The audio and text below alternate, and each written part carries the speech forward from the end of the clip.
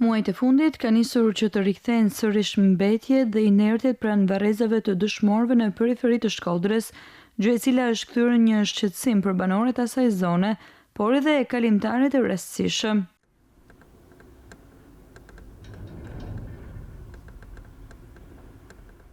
Kjo e moshuar tregon se 3 prej baktive të saj kanë ngordhur si rezultat i helmimit në mbeturinë që hidhen aty.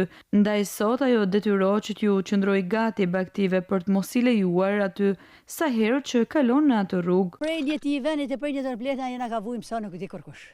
Këto pritën në gjama.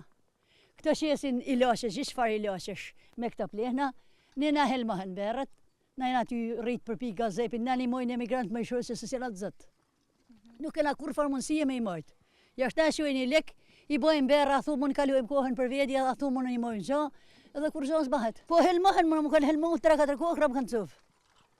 Edhe më duhet me honë, të nej, pronë e Plehna të mos milion më avitë. RTS Shkodra ka tentuar disa herë që të marrë një reagim nga administratori i njësisë Rrethina për të mësuar më shumë mbi masat e marra për mos lejimin e mbetjeve pranë varrezave të dëshmorëve, por deri me tani nuk ka patur asnjë sqarim.